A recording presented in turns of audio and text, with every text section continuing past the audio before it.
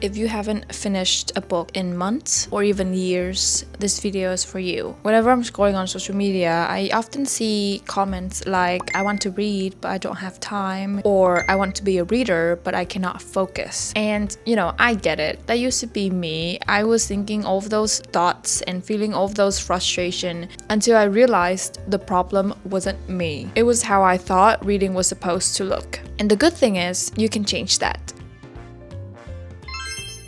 Hi everybody, welcome back.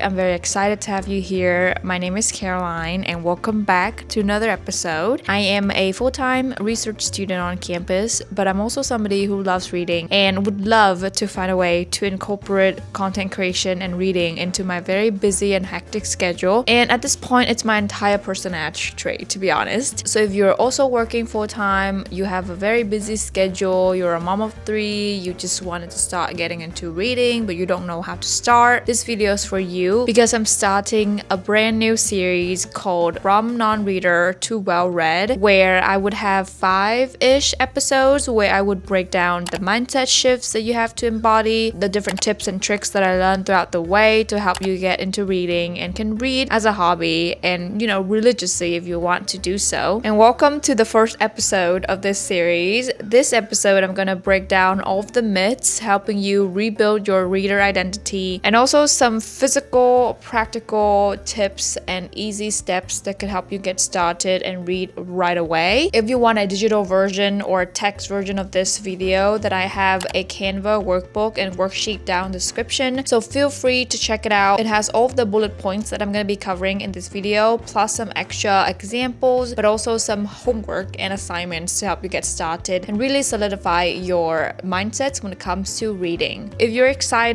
like I am, then please subscribe, give me a follow, give me a subscribe, and stay tuned for the next episode where I will be talking about how to find books, how to curate your bookshelf, how to curate your book taste, and how to pick the right genre to start with. But in this episode, we're talking all mindsets, all of the myths that people have about the ideal reader and how to break that, but also structure and build for yourself your own reader identity. So let's get straight into the episode.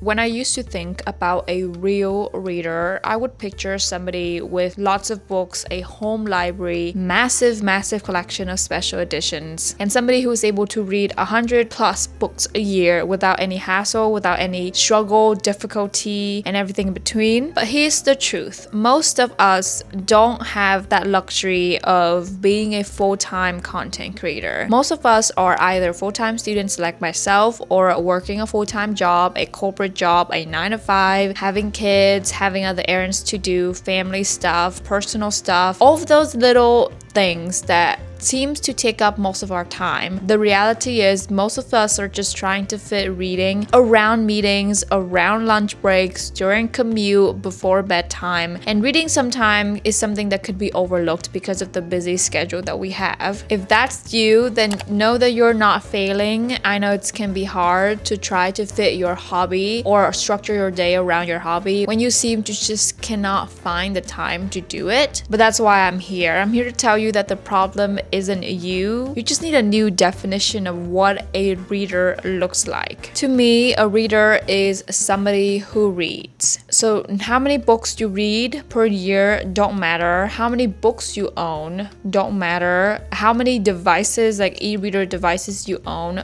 don't matter. How many physical copies, special editions also don't matter. Those are just like add-ons, the cherry on top. But the core value is a reader is somebody who reads. So don't compare yourself, especially when you first start out, with people on the internet who, A, first of all, have been reading for years, and B, most of them do reading full time, and reading is their actual job. So they spend their entire life and their entire days just reading and be immersed in books, which, good for them, but that means that they're able to read more books than you, a normal, ordinary, very busy person with other stuff going on, that you cannot just read books for 24 hours, 7 times a week. So the ideal reader and the real reader in these scenarios is somebody who reads in between lunch breaks, during your commute, squeezing an hour or two before bed or before work in the morning. And also, it doesn't have to be a big chunk of the books that you read every single day. Reading 1 chapter a day still counts as a reader. The important thing is that you keep reading and not just like try to read, sit down for once and read the entire book in a day. Just for the next day, you cannot find the time to read and you cannot find the joy and the, inclination to read again. Somebody who reads consistently and daily is, in my opinion, the ideal and the real reader. That's something that we should redefine what a real reader should look like. But also on that note, the ideal reader is somebody who knows when to put down a book. Reading can be messy and reading can be frustrating. Not every book that you read is gonna be your 5 stars. Some of them you just have to put down either soft DNF and you can come back to it later, or completely hard DNF and never touch that book again. Learning to put down a book is even harder than learning how to pick up a book. So know that, especially when you're first starting out, the real reader, once again, the realistic reader is somebody who feel all the emotions, who can feel frustrated and feel very helpless when they cannot find the book. All of those are normal phenomenons and are things that we can work around and fix. I just got back into reading, I think 4 months ago. Since March was when I actually fell in love with reading and decided to take this as a hobby. And so along the way, obviously, I learned to figure out my reading taste, my reading routine, my reading habits, my reading annotation system, and everything in between. But that takes time. And the important thing is that don't give up on yourself even before you start. Keep putting one foot in front of the other. But I feel like reading is something that should be worked on daily. And once you get down to the nitty-gritty of it, that's when you can build momentum and that's when you can read. Those first couple of days are hard, as with any other hobby. Remember when you first step into the gym and you want to work out consistently, but those first weeks are like hell. They are so hard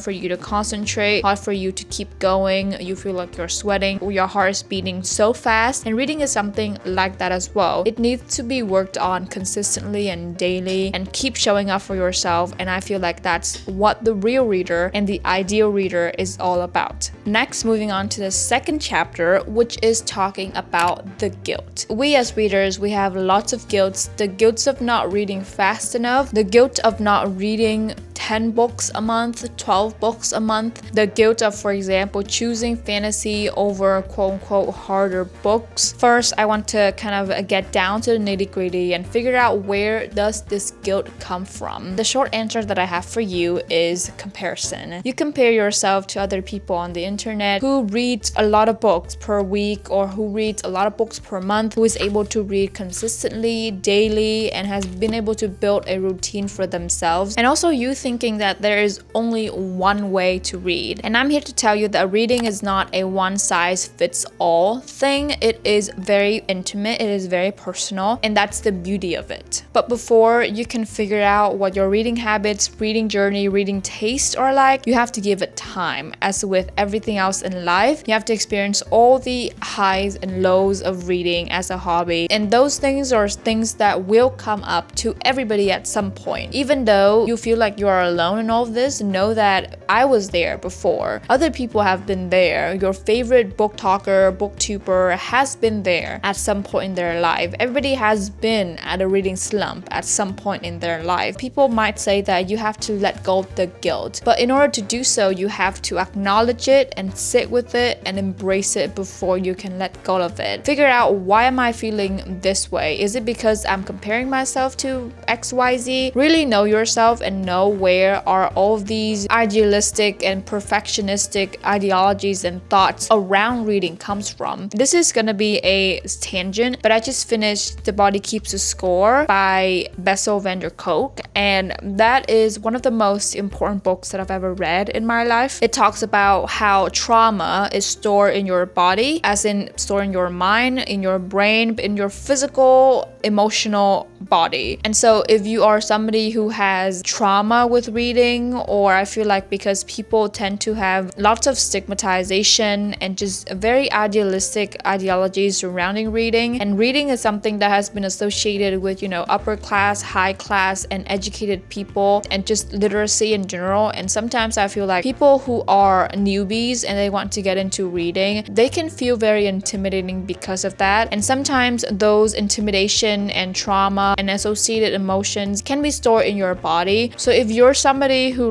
has a very negative idealistic version and perception of reading, I feel like that book is going to help you a lot. So let go of perfection after knowing obviously the emotion, acknowledging them, befriending them, and really giving a voice to them. But to do that, you need time. So be patient with yourself. Allow yourself to feel all of those emotions. Allow yourself to take this slow. You cannot just go from a non-reader to a well-read person just overnight. And also remember that there's not a one way to read, and there's not a reading method to read correctly. Audiobooks count as reading. If you're struggling with concentration and focus in the beginning, then you can switch to audiobooks and see how that works for you. Sometimes skimming books and rereading passages also is very important. Annotating the books as you go, putting question marks, talking with yourself when you're reading, and keeping a book journal, keeping a question log list. All of those count and should be counted as part of your reading routine. You are not falling behind,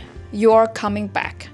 Now that we have broken the myth around the ideal reader and helping you let go of the perfection, let go of the guilt, the shame, all of the negative emotions surrounding reading, now let's talk about how to build and rebuild a reader identity. When I first started reading again, I didn't tell anybody. I didn't have a goal in mind. I just went for it, and I kept a book with me every single time, every single day. Sometimes I read a page, sometimes I read a paragraph, sometimes I read 100 pages a day, and slowly reading become mine again. And so how to build the habits and how to make reading become yours and become something that you cherish and something that you value. One thing that you can start doing is couple reading with something that you already do in your day-to-day. Be that exercising, be that commuting to work, be that doing your skincare before bed. Find a habit that you already have, you already do every single day. You commit to that habit religiously no matter what. And then couple that habit with reading. And obviously, depending on the habit that you're talking about, the format of reading can change. If you're working out, then holding a physical book might not be the most convenient thing to do. So you might switch to audiobooks. Next, something that we all do is scrolling on your phone before bed or before work. So instead of that, switch out your phone time with your reading time. And I know this can be hard, and this requires a lot of working on and lots of attention and dedication. And I feel like switching out your phone time and your phone screen can be a huge factor in helping you read more and read more dedicatedly in 2025. That seems like a very small thing to change, but they can really add up.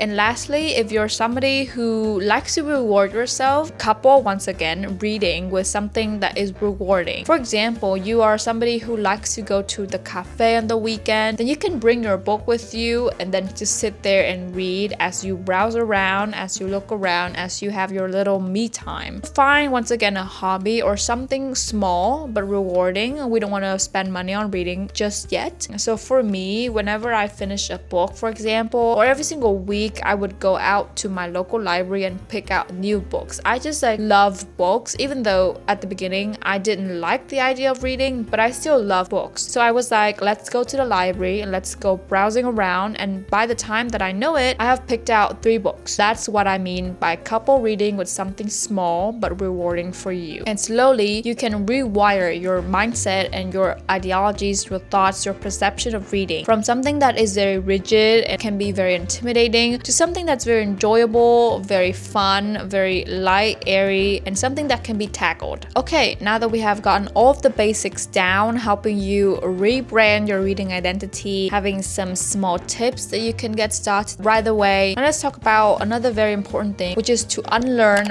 productivity pressure. We as a society measure our life, measure our day, measure everything in terms of productivity, efficiency, numbers, quota, deadlines, all of those fun stuff. And this can be especially challenging and very, very, very hard to deal with if you work a 9 to 5 or if you work in academia like myself or in science, where we measure pretty much everything in numbers and in, productivity. But reading sometimes doesn't work like that. If you view reading as something that is tied to productivity, then you are only gonna view reading and books as a number to tick off. And the thing that I'm gonna leave you with is you don't need to optimize your hobbies. Your hobbies are not something that's like your job. It's okay to read slowly. It's okay to take a week off. It's okay to not read for a couple of days. It's okay to take a month off and then go back to reading. And that's what I had to learn and also unlearn. Unlearn the productivity pressure surrounding readings, but also learn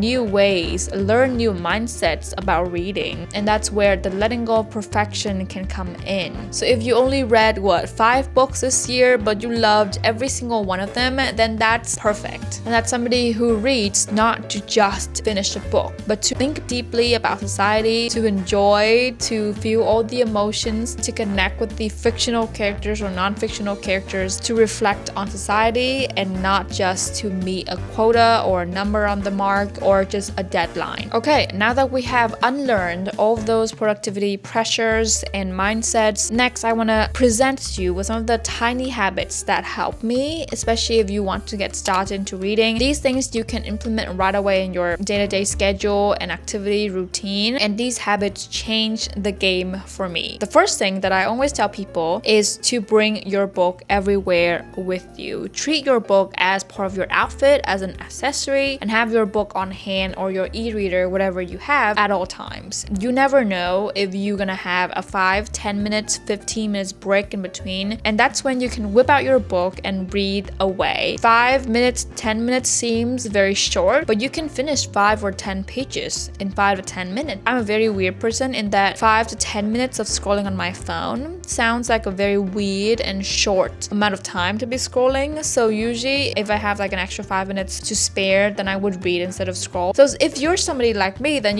it's perfect that you have your books on hand with you at all times. Second thing, pair reading with something else, a habit that you already do, your commute, whatever that is. Just make sure that reading is as convenient as possible and you can multitask reading with something that you already do to couple them up together. If you're interested in this method of coupling habits, I recommend Atomic Habits.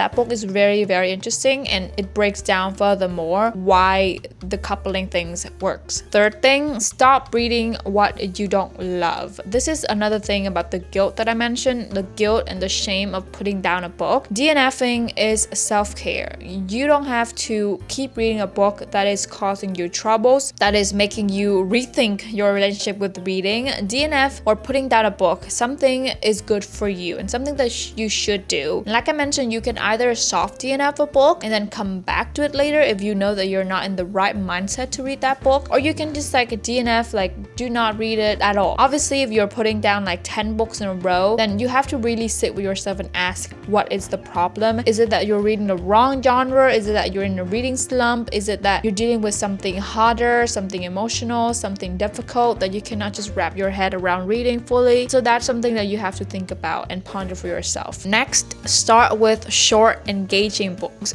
Don't go into reading thinking that you have to read the biggest, thickest, the densest books. You do you. Reading is very personal, and pick the books that are short and sweet, sometimes thriller, mysteries, sometimes romance. Those are very easy page turners that can get you hooked right from the beginning. Obviously try novellas, try short stories, try essays, memoirs, try something short. And finally, celebrate your progress. Everything counts as long as you're doing it, as long as you're reading. No matter how many pages you read that day, even a 5-minute audio book listening still counts. Reading reading a page still counts. Reading a chapter still counts. It's all about mindset. It's all about momentum. It's all about consistency, gradually working towards your goal, and not just like scaring you and intimidating yourself right from the beginning. Go get a Starbucks and then read. Go get a new book, for example, after you finish a book. Do whatever you need to do to romanticize reading again. Okay, so those are all of the 5 mindset shifts and tips that I think are very important to help you get started. But now let's talk about the books that brought me back into the game. These books are so good. They have a very special place on my heart because they are the reason that I am the person that I am today, and I'm the person who reads consistently. So the first book that I could have dabbled my feet into when I started reading was Fourth Wing. I know, I read Fourth Wing and I think Iron Flame back to back, but those books just introduced me to reading. The book that really got me hooked was The Court of Thorn and Roses, and the reason being, I was watching Stephanie Sue on YouTube, and she had this kind of, I think, episode where she does sometimes read book talk books and then do a reveal and complete spoiler of that book while she's doing her mukbang. At one episode, she was talking about ACOTAR, and I was like hooked right away, and I just had to start that series. And even though I decided to DNF that series, I got to the 5th book and the final book, but I thought that was just a bit too long. And now that we have news about ACOTAR 6, I'm like, should I continue? Should I DNF? We'll see. But ACOTAR, A Court of Thorn and Roses, the first book, up until I think the 3rd book. So ACOTAR was a great place to start. And I know that it's a series, but I think you can read them as standalones. I think you can just pick up the first book and then see for yourself, because I think the first book has a pretty big cliffhanger. So by the time that you finish the first book, you would have to finish the 2nd book and then the 3rd book. But ACOTAR was it. But the book that really hammered and hit home to me and made me want to follow and pursue this as a hobby full-time is the Book of Azrael and the Gods and Monsters series. That series is just top tier, 6 stars. I was so attached to Diana and Samkiel or Liam and all of those characters in that book. It's been a while since I read a series that really stuck with me even after months of finishing the 3rd book. The Book of Azrael was so good. I would highly recommend. I think it's even better than ACOTAR. But if you're looking for some short and sweet standalones, romance, I would say all of Ashley Parsons' books are so good. I read The 7 Year Slip by her and I was hooked. I read The Dead Romantics next. It was okay, not good, not bad. It was mid. And then I recently finished A Novel Love Story, which was amazing. And I think she had a book coming out, or a book that already came out, and I need to read that book. Another author that really solidified my love for reading is M.L. Kwang. I read The Sword of Kaigen by her, and it was the first 6-star read that I had. And then I also recently finished Blood of a Bridehaven by her, and that also was a 4.5, 4.25. It was a solid book. And so M.L. Kwang and Ashley Parsons are my must-buy auto-buy authors because A, I know what I'm in for, I know what I'm getting myself into, and they never failed me. Those are my book recommendations for when you first started out. After that, when you feel like you're comfortable enough with reading, you can move on to harder books and intimidating books and intimidating genres as well. So the next genres that I kind of dabbled my feet into is literary fiction, and I have 2 recommendations in this category for you, and that is The Nightingale by Kristen Hanna. That book was a solid 4.5 for me. It was so good. It talked about the 2 sisters living through World War II in France, and they were surrounded by the Nazis, and the 2 sisters, they each contributed to the war in the different ways, and their characters, they're like opposites from one another, but that's what makes their relationship so precious and so wholesome. And then another book that follows very similar themes, also talked about war, and specifically the Nazi, is The Little Liar by Mitch Albom. It's very similar to The Nightingale in that we also have sibling relationship, but this time it's 2 brothers instead of 2 sisters, and it is set in Greece. Following the Jewish community, we follow Nico, who is a very interesting person. He had to grapple with the line between truth and lie. And then the next genre that I dabbled my feet into was classics. And I know I really enjoyed classics, especially British literature. I read Pride and Prejudice first. I really loved it. It was a 5-star read. I cannot wait to read more from Jane Austen. One thing that helped me read that book is having an annotated, illustrated version of Pride and Prejudice. My library library has this kind of big book that has all the images that gives you all the background of England around that time in London, and that couples with reading the actual text of Pride and Prejudice was really helpful. So I recommend checking that out if you're interested. And then I moved on to reading harder British literature. I read Vanity Fair. That's one of my project books this summer. That was a 4.25. I really enjoyed the layout of the story. And then reading Wives and Daughters, also loved that book. It was so good. It was like full of gossip, love affair, love triangles, society, gowns, all of those Victorian era stuff that we all love. And then I recently dabbled my feet into Russian literature, which is something that has been very intimidating for me for the longest time. And I read Anna Karenina, and that book was also a 4-star. It was good, lots of drops of knowledge and just insights about society that is very similar to British literature, and that's why I feel like it was a bit easier for me to read Anna Karenina compared to other Russian literature, other Russian classics, for example Pride and Punishment, even The Brother Karamazov by Dostoevsky. But I'm getting to Dostoevsky in a second. So yeah, those are my classics recommendations. The goal is to start small, know yourself, know your taste, know what you're interested in. I have an entire video about classics, so if you're somebody who wants to get into classic but are intimidated, I'm gonna link it up here, and then it's also linked in my description. But the point is to not read the thickest, densest, hottest book on the market that you can find when you're first starting out. So those are the books that brought me back. So what are the books that brought you back? Let me know in the comment section. So if you're day 0 or day 1,000 into your reading journey, know that you are still a reader. There's no behind, there's nothing that you can do wrong. Every person's experience is gonna be completely different from one another. So there's no point in comparing yourself to me, comparing yourself to super readers on the internet. You just have to start showing up every single day. Showing up, reading, taking notes, fail, and then learn from your failures and figure out what you like, what you enjoy, and figure out your way of reading. In the next episode, we're gonna talk about how to find the right books for you, how to find the right genres for you, and how to curate your book taste accordingly. Because liking what you read is half the battle. So stay tuned for that. But thank you for listening. Thank you for tuning in this week for this episode. I'm very glad, very happy that I'm starting this brand new series, and hopefully this series is going to help a lot of people out there, especially somebody who is very busy